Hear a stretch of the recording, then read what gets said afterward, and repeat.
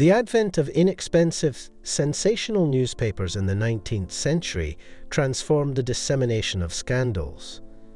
No longer confined to whispers behind fluttering fans and over teacups, shocking stories became accessible to the general public.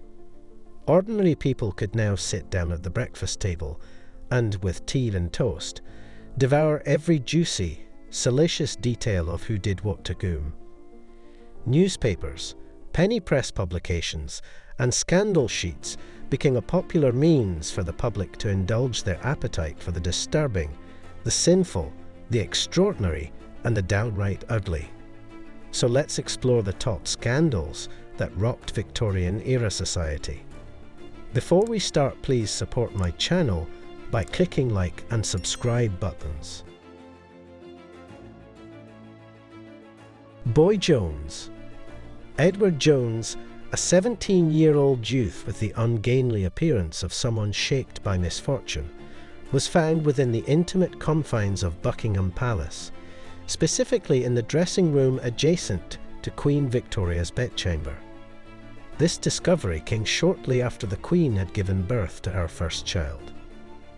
However, this was not Jones's initial intrusion into the royal residence. His clandestine visits dated back to 1838. On one notorious occasion, he was apprehended with the Queen's undergarments concealed within his trousers. The scandal earned him the moniker Boy Jones in the newspapers. Despite the palace's heightened security measures, Jones's compulsive fascination with the royal abode led to further breaches. In 1841, he was caught once more and sentenced to hard labour. His persistent escapades eventually culminated in his deportation to Australia. Saurin versus Starr. The legal dispute of Saurin versus Starr and Kennedy ignited fervent anti-Catholic sentiments across England, while simultaneously fueling the sale of numerous newspapers and scandalous pamphlets. Susan Saurin, previously known as Sister Mary Scholastica, brought a lawsuit against her former Mother Superior, Mrs. Starr, alleging libel and conspiracy in her unjust expulsion from the convent. The trial attracted a captivated audience, filling the courtroom to its brim. Witnesses recounted Saurin's alleged transgressions, which ranged from the seemingly scandalous act of indulging in strawberries and cream to being unduly excited in the presence of a visiting priest. Much to the dismay of the Protestant jury, the Mother Superior clarified in her testimony that the excitement referred to was of a different nature. The verdict favoured the plaintiff, with £500 in damages awarded. Mordaunt divorce trial. When Lady Harriet Mordaunt gave birth to her daughter, the doctors suspected the infant might be blind.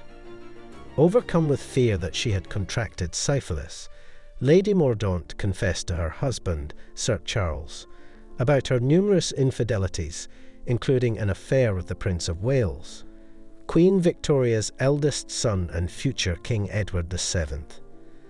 This revelation set the stage for the notorious Mordaunt divorce trial. The primary issue was determining Lady Mordaunt's mental state and whether she was sane enough for the divorce proceedings to continue. To Queen Victoria's outrage, the Prince of Wales, despite being married, was summoned to testify publicly about his involvement with Lady Mordaunt. He denied the allegations of adultery. Ultimately, the jury concluded that Lady Mordaunt was suffering from puerperiomania, known today as postpartum depression. She was subsequently committed to an asylum, and the divorce was eventually granted. Men in women's clothes. In London, during a masked ball at the Druids' Hall, a venue primarily used by the ancient order of Druids, but occasionally rented out to others, George Campbell, 35, and John Challis, 60, were arrested by the police for exciting others to commit an unnatural offence. Both men were found dressed in women's clothing. With homosexuality being illegal at the time, their trial scandalised the city. Campbell defended his actions by claiming he attended the event in a dress merely to observe the vice firsthand, so he could later preach against it. Character witnesses for both men provided impeccable testimonials, leading to their release with stern warnings. Incident in train. While travelling to London by train, Colonel Valentine Baker, a distinguished military officer and friend of the Prince of Wales, was accused of sexually assaulting 22-year-old Rebecca Dickinson. During the trial, Dickinson testified that Colonel Baker had attempted to lift her skirts, put his hand in her underwear, and repeatedly kiss her on the lips. In a desperate bid to protect her virtue, she fled to the step outside the first-class railway carriage, clinging there and screaming for help, despite the train being in motion. The trial sparked widespread debate about the British class system, with many arguing that if the incident had occurred in third class, Baker might have escaped prosecution. Although he was acquitted of rape, Colonel Baker was convicted of indecent assault. Consummating the Marriage. In 1846, Euphemia Effie Gray, a young and radiant woman, married John Ruskin, the era's foremost critic, expecting a conventional life of marriage and motherhood. However, Ruskin, considerably older, continually postponed consummating their union, delaying it for years. Eventually, Effie met and fell in love with John Everett Millais, a talented pre-Raphaelite painter and Ruskin's protégé. In 1854, she left her unhappy marriage to Ruskin and sought an annulment, claiming she remained a virgin. The revelations sparked unfavourable scrutiny of her character in the media. Effie went on to marry Millais, despite facing consequences such as being barred from social events attended by Queen Victoria. Nonetheless, she found happiness with Millais, with whom she had 8 children, a testament to their enduring bond.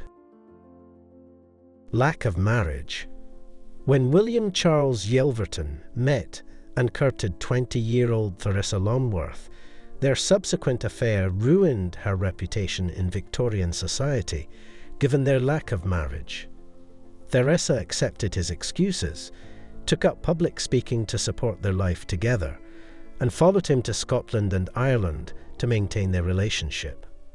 Eventually, she anticipated a wedding and, in 1857, participated in a secret church ceremony where they exchanged matrimonial vows. However, her shock came a year later when Yelverton entered into a bigamous marriage with another woman. Theresa took him to court, seeking alimony, but Yelverton argued that their marriage was invalid due to their differing religions, he being Catholic and she Protestant. Despite many appeals, the court ultimately ruled in his favour. Hinman of Arad. During the Hungarian Revolution of 1848 against the Austrian Empire, one figure stood out for his brutal tactics in quelling the uprising. Julius Jacob von Haynau, an Austrian general notorious as the Hyena, reports of his ruthless treatment of Hungarian revolutionaries, especially women, sparked widespread outrage among the English public. This anger boiled over during Haynau's visit to London in 1850, when he stopped at a brewery. There, the draymen, drivers responsible for delivering barrels of beer, attacked him with whips, brooms, and stones. They tore at his magnificent moustaches, ripped his clothes, and forced the feared Hinman of Arad to seek refuge in a nearby inn, abandoning his dignity. The newspapers delighted in reporting the incident, which became a scandalous sensation.